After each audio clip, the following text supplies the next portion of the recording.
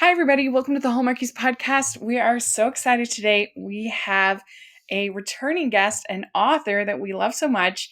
This is her third time on the podcast. We have Jenny Hale here. Jenny, thank you so much for coming back. Thanks for having me. I'm excited. Yeah, how have you been? It's been just over a year since we last talked to you. So how was your 2021? It's a I loaded question. know, right? It's been busy, very, very busy. Yeah. I opened up my publishing imprint, and then I've added in a couple extra books since 2020, and so it's been very busy, but good busy. Yeah.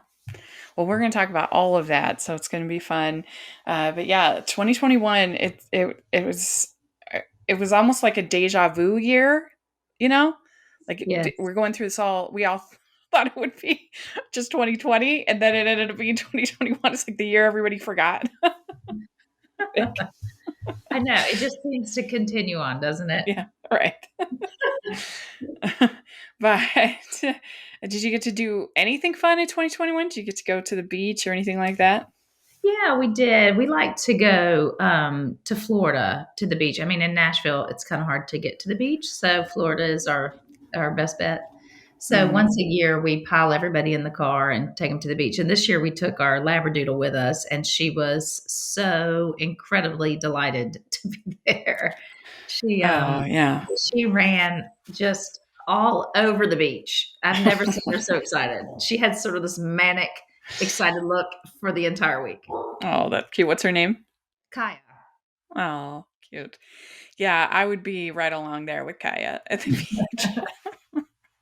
Yeah, we are too. It's one of our favorite places to go. And growing up in Mhm. Virginia, I lived about 3.5 hours drive from the Outer Banks, and Mhm. so we would go to the Outer Banks all the time. But once we got to Nashville, for the last 4 years, I've lived in Nashville.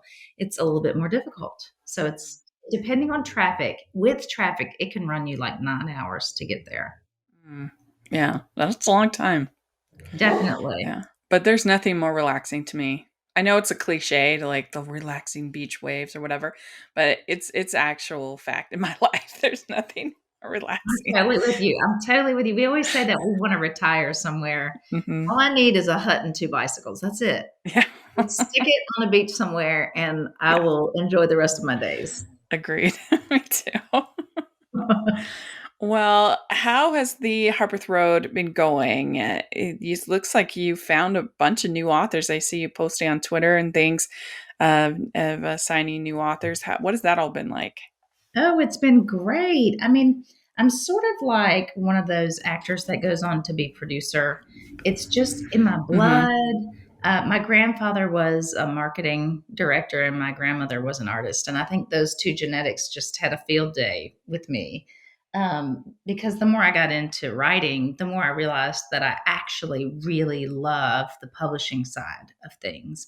So I'm publishing my own books, but I'm also publishing other people's books, and we have even more in the works coming your way. So uh, Hmm.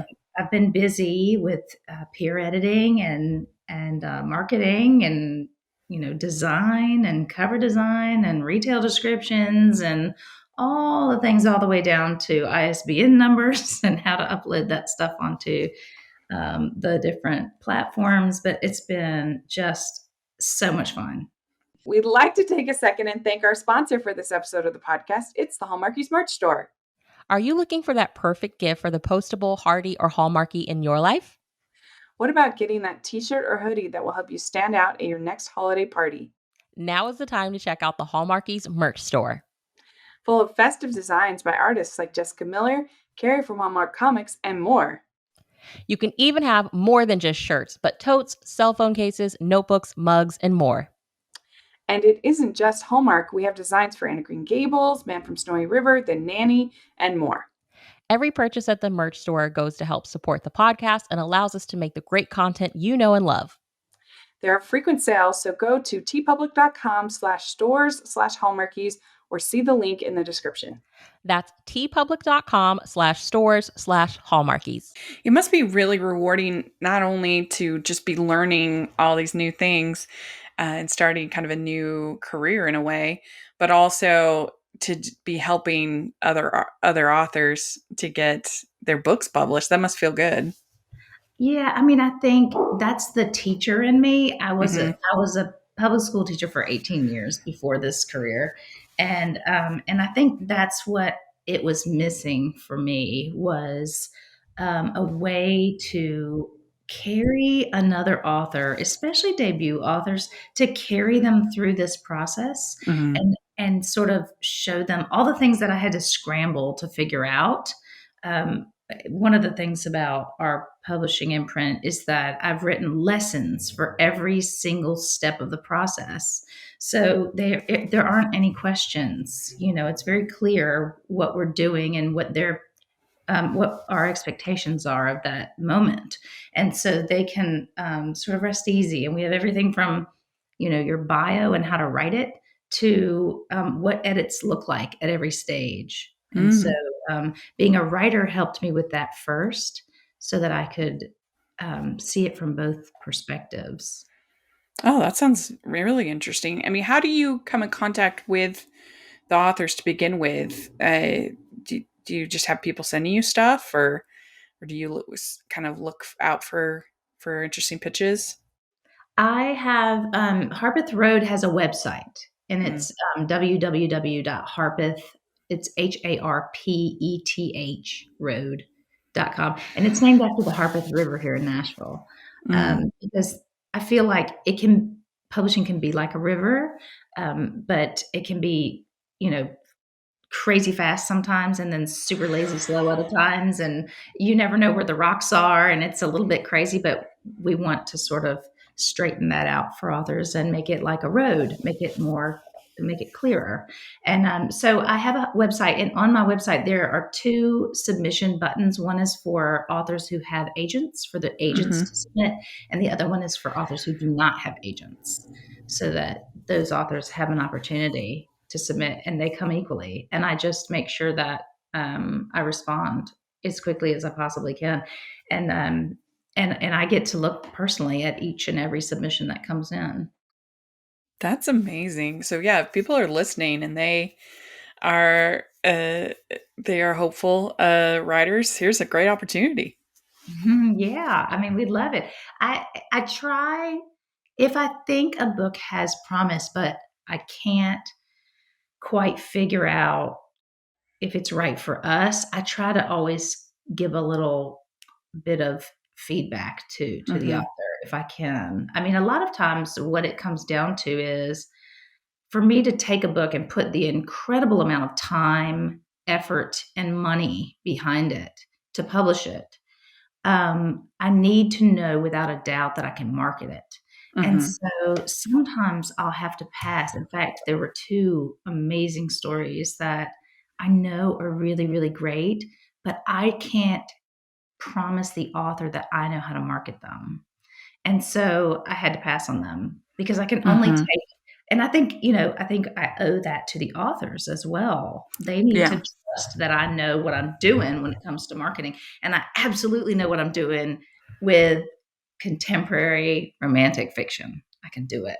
But Mm-hmm. anything, you know, that might straddle the lines, and some things I might know how to market as well. But it's a tough call to have to tell an author that you love their story, but you can't publish it, you know, because it's tough. But I think, you know, that's the kind of conversation that you don't always get from other publishers because they just don't have time. And Mm-hmm. I'm with them on that. You know, there is no time to respond. And while I'm still small and we're a boutique publisher, I would love to respond to people so that I can at least pass that information along to them.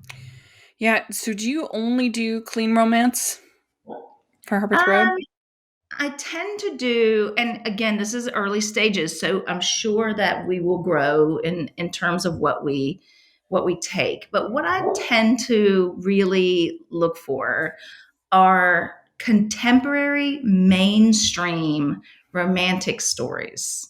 And they can have different varying levels of things. But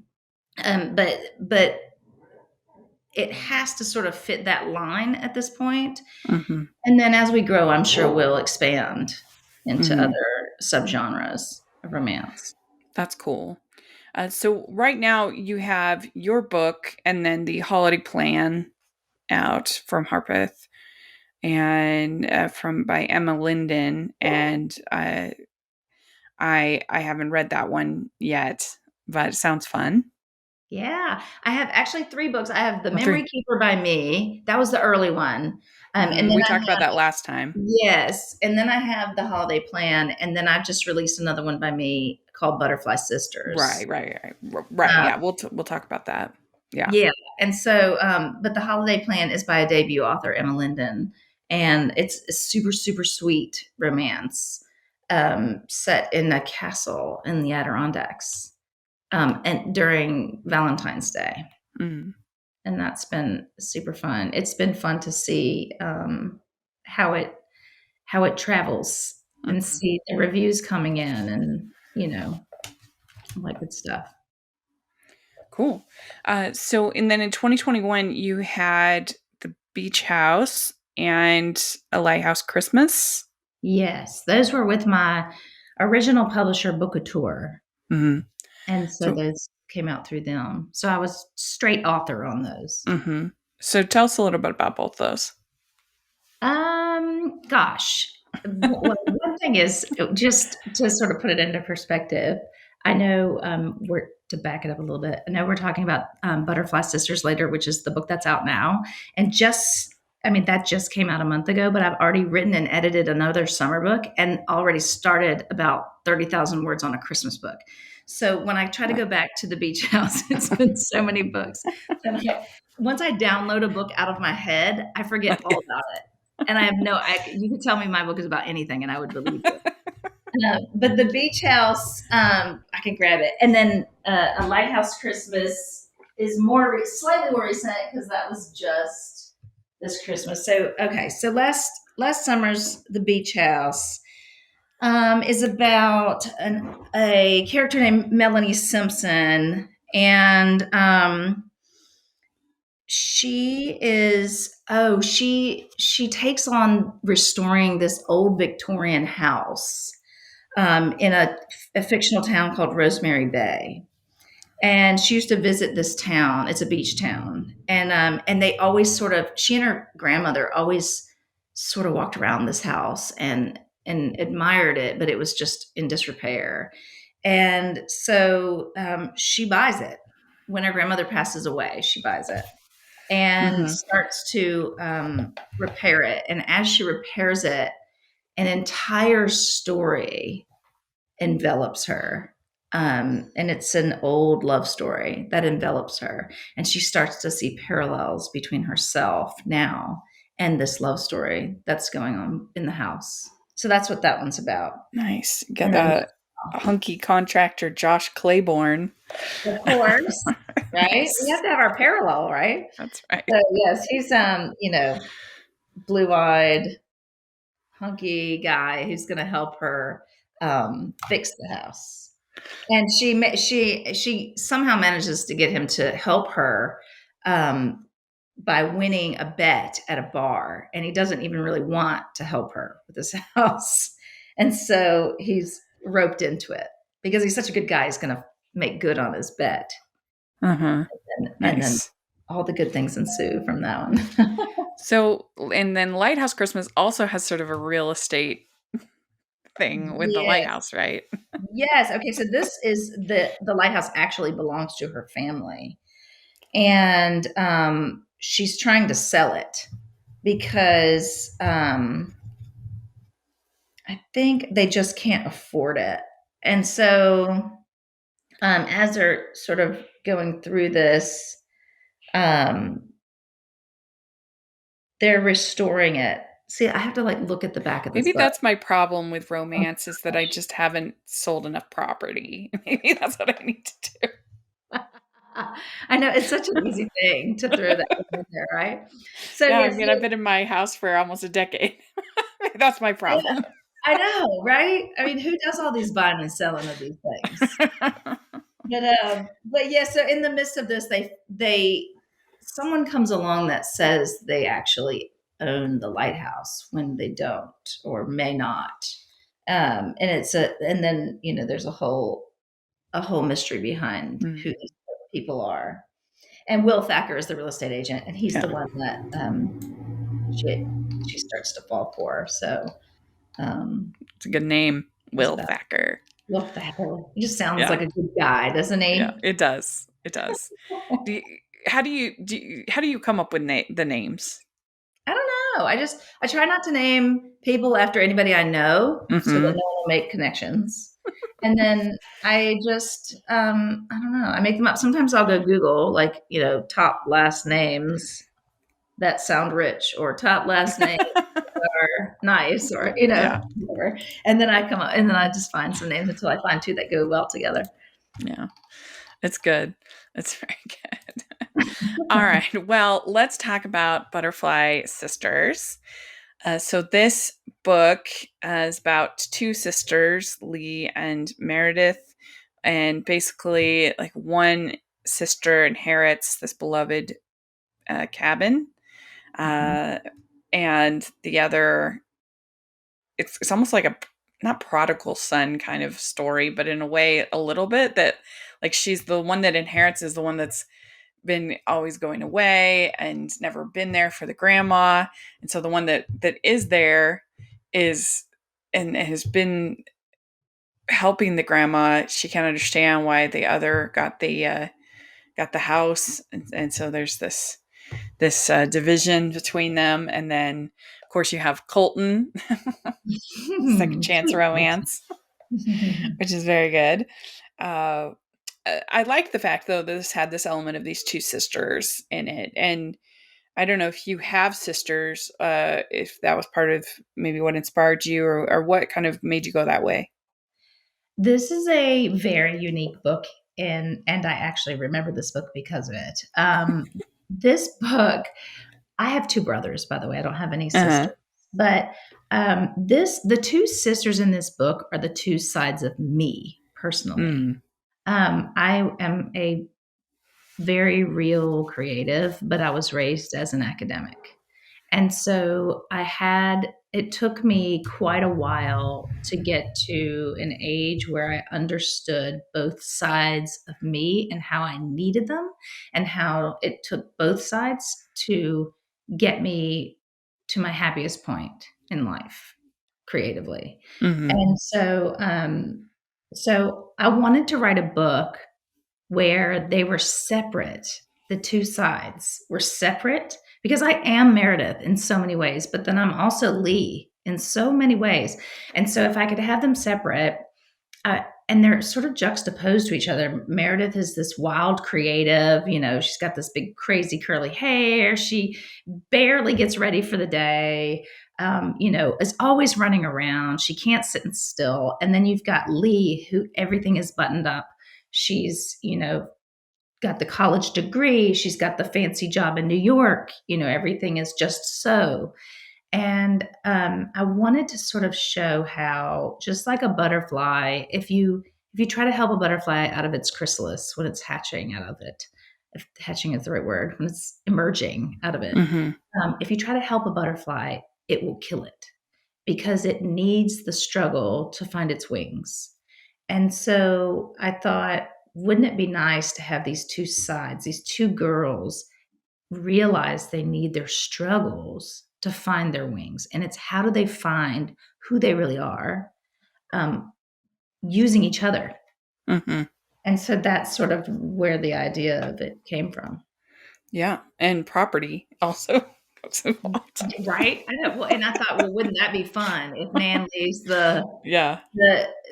Lee has always adored this cottage by the lake, and she just is so enamored with it, and just feels so many memories. And Meredith was always running from it, just couldn't sit still and didn't want to be there. And so, wouldn't it be fun if Grandma left it to Meredith and not Yeah. Lee? But there's a reason, and you won't know till Mm-hmm. the end, because Yeah. it's spoilers. We don't want to give spoilers, but there's a very solid reason why the grandmother leaves it to Meredith and not Lee. Yeah.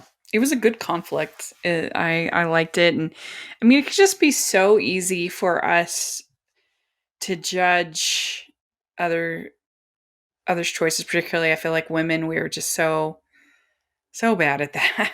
It's I just know. frustrating that I wish that we could be more supportive of each other. It's like, oh, well, someone had too many kids or not enough kids, or so and so should have gotten married, or they didn't get, or they got married too young, or it's like frustrating. Yes, and I think that was one of my goals with the two sisters as well, was to kind of show that they both were equally valid in their Yeah. choices in life, and that there is no one way, that society sometimes pushes us one way, or another. We're Yeah. built by what people around us put onto us, when really, if we just let ourselves go and be who we are, a lot of times we're happier, more successful, all of it. And so a lot of times when we feel so bogged down, it's when we're trying to be what everybody wants us to be and not who Hmm. we really are. Well, and I've said many times, the comparison is the thief of joy. Mhm. That instead of being appreciative of what's happening in our life, we don't appreciate it because we're being envious of what another person has. While a lot of times they're the one that is being envious of us. Right, right. And in the end, that's their journey. Yeah. That's not our journey. That's not what we were put on this earth to do. We have to follow what's inside, turn inward to ourselves and figure out what drives us as people, Hmm. and then follow that, not anyone else's journey. Yeah. So you have the relationship between Lee and Colton. Uh, that must have been kind of fun to write. He's a pretty hunky character, I would say. Yeah, I love Colton. I just love him. Yeah. And the fact that he has Elvis is just my favorite. I had to write Elvis in there. Yeah. I don't know if you can hear, but my dog is whining right now because she just barked at me. But she's so smart, she knows it. But I have all my office doors closed, and so she can't get in. And her bed's in my office, so she's not happy with me right now. So I had to write a dog into the mix, and Colton, I feel like, just understands this dog because he, in general, is a very understanding character. I mean, he understands Meredith before Meredith's sister understands Meredith. And so I enjoyed Hmm. writing. Yeah. So when you have a plot of the girl coming back from the city to the country or the small town or whatever, how do you make that fresh? It's such a trope I know, that's I been know. done so much. And I But tend to like it, so I use it. Oh, God. I mean, it's a trope for a reason because we like it and it's been done well so many times. But it also you don't want it to feel overdone or tired. So how do you, when you're writing a story, think, okay, how am I going to breathe new life into this? I think the best way to do that is to not focus on that particular element, but Hmm. focus on the fact that the character you've built, who is a breathing, living person in your head, is in that location. You think about Lee in Butterfly Sisters. She's in that location, but the location isn't defining her. She's defining herself. And so then when she moves location and comes back to the small town, all it is for me really is setting. And so it's, how does this particular character manage the change from one setting to another based on her past experiences? And so that's how it's fresh, because you have a different character every single book. I could literally write that every book. But if I did it, it would be a different story every time, because it's rooted in who that character is, not the fact that they're in the city. Hmm. Yeah, that makes sense. That makes a lot of sense. And creating a romance that has chemistry and is compelling, I think, uh, helps a lot, where you don't Yeah, I feel think you too have to have that manipulated. character there. It all boils down to the characters themselves. How well do you know your character? And that's one of the things, as I've been working with some authors through publishing, is if they type something like, they'll type something like, I don't even know why I did that. The character's saying that. And I'll say, well, if the character doesn't know why they're doing it, we won't either. So let's figure out why they're doing it and give them a reason, because you need to know your character backwards and forwards as well as yourself. Right. So what was the most challenging part of writing this book?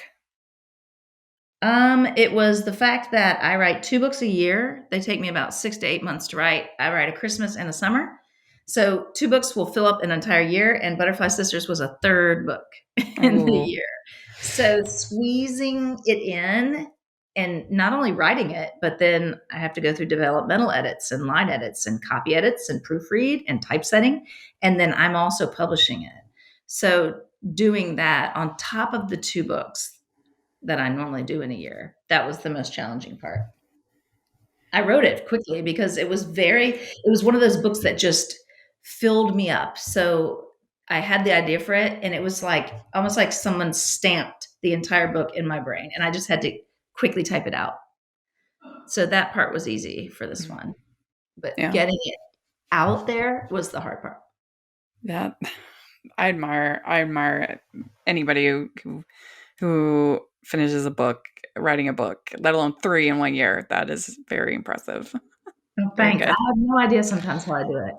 And sometimes it's easier than others. There are some times where I'm pulling my hair out because I have no idea what's coming next. And then there are other times where I can't stop writing it because it's just already coming out. Mm-hmm. Depends on the book. So Old Hickory Lake in the book, was that based on any particular place? That actually is a real lake in Nashville.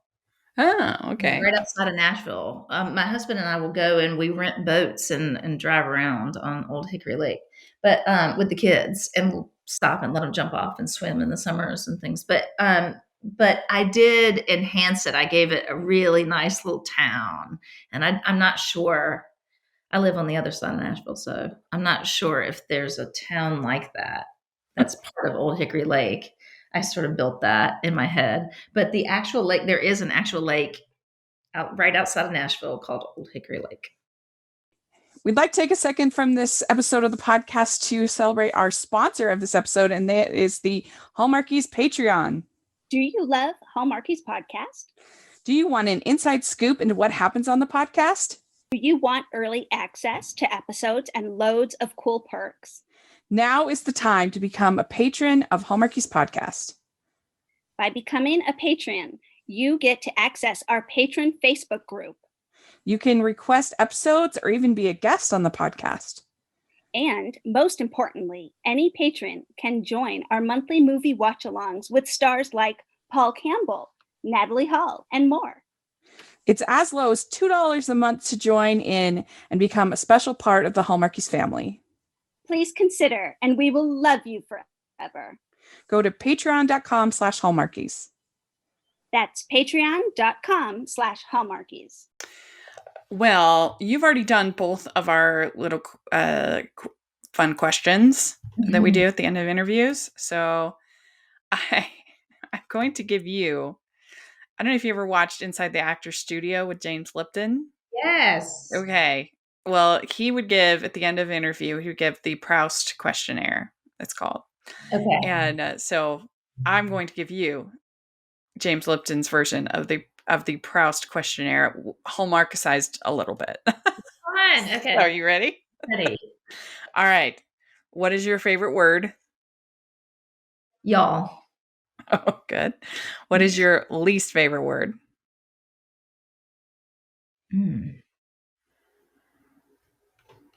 I would say any really awful curse word. Okay, that's good. I don't want to say. See, that's Hallmarkicized because one of the questions is, what is your favorite curse word? But we won't do that for Hallmark.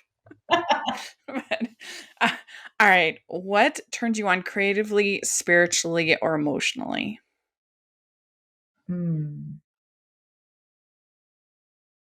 I think lately it's been, I love listening to inspirational podcasts. I know Oprah, has a ton of them.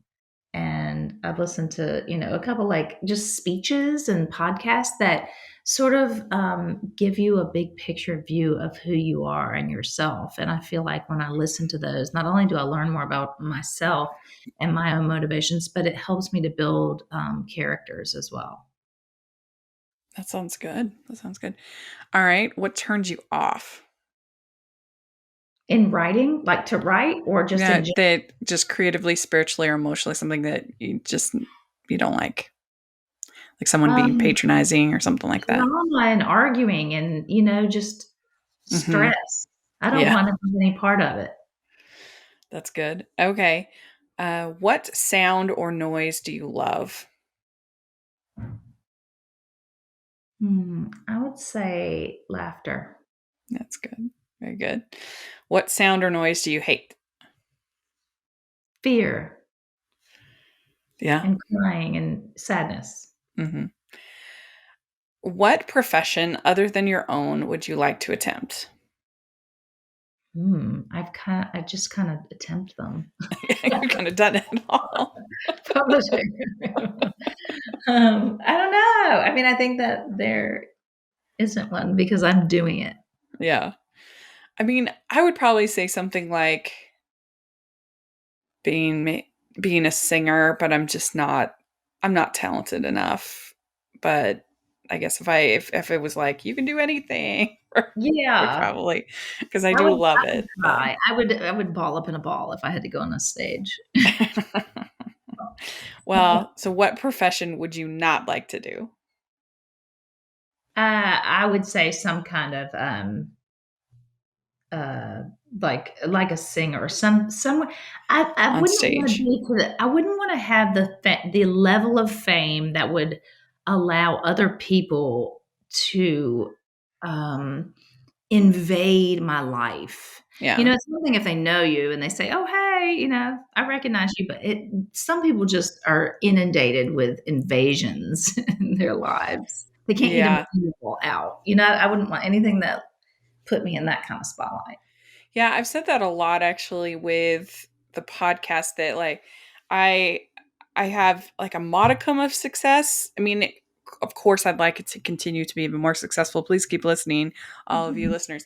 But I I also these these YouTubers who have a lot of scrutiny on every single thing that they say and Mm. do. I don't know if I really want to be on that level. Yes. It You would know be what I say to stressful. that, though? This is what I always say to that because I get bad reviews, right? We all do.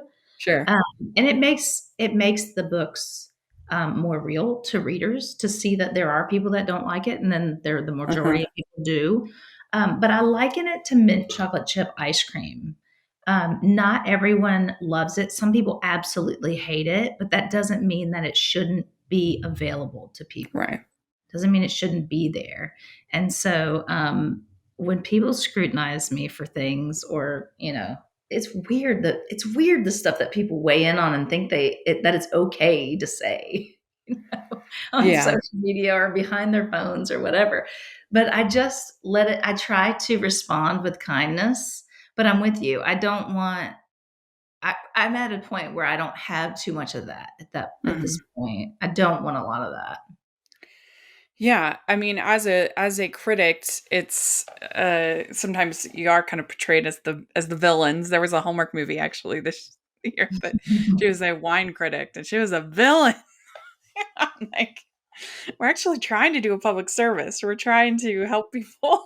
But yeah, it's about respecting the work enough to give your honest, opinion. And if you aren't honest and you just love everything as a critic, then your praise doesn't mean anything.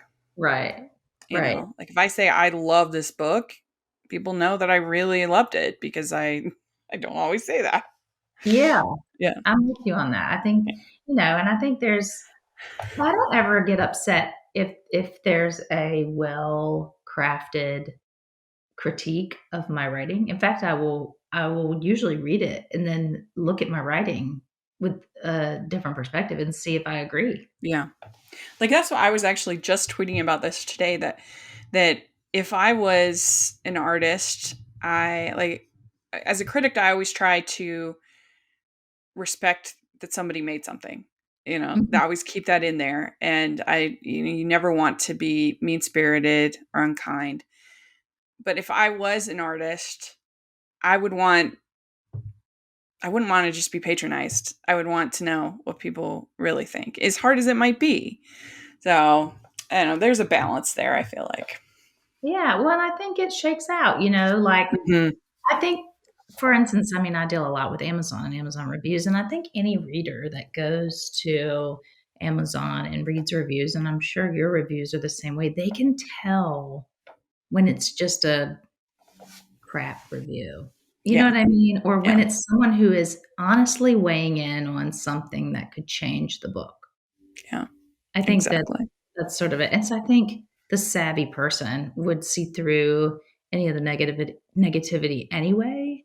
And Mhm. so to me, I don't mind, if someone says, I wish this had, I wish the ending had been drawn out a little more, then I might take a look at my ending, Mhm. and then pay Yeah. attention to that when I write my next book. Yeah.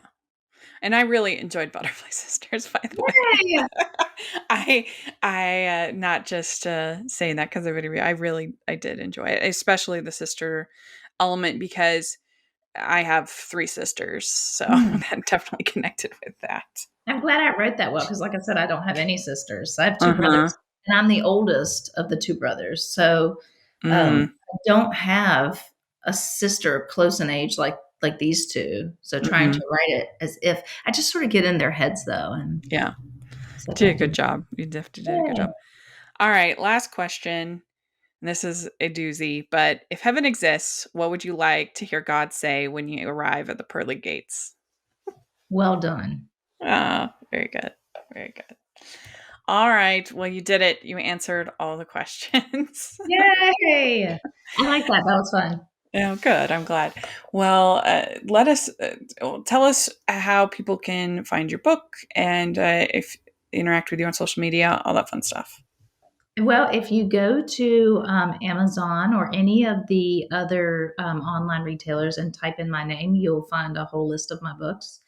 Also, my website is www.itsjennyhale.com. That's the author side. For the publisher side, it's www.harpethroad.com. And all my socials, I'm everywhere. So is Harpeth Road. I'm at J Hale Author pretty much everywhere except for Facebook, where I'm at Jenny Hale Author, I think. And then all Harpeth Road is just Harpeth Road everywhere. Okay, great. And we'll have affiliate links as well in the description if people want to purchase any of your books or Butterfly Sisters. And you can find me at Rachel's Reviews, all over social media, iTunes, YouTube, and on Rotten Tomatoes, and on Goodreads. You check us out over there. And then you can find the Hallmarkies Podcast, the Hallmarkies Pod, and Hallmarkies Podcast all over social media. And if you are listening on iTunes, please leave us your ratings, 5-star reviews. We sure appreciate that. And if you are listening on YouTube, please give the video a thumbs up and subscribe to the channel. We appreciate that so much. We also have our Patreon group and merch store. And thanks so much, Jenny. This was a blast. I really, really do appreciate getting a chance to talk to you. And look forward to more books that you're either publishing or writing. So thanks again. Awesome. Thank you so much for having me. Bye, everyone. Bye.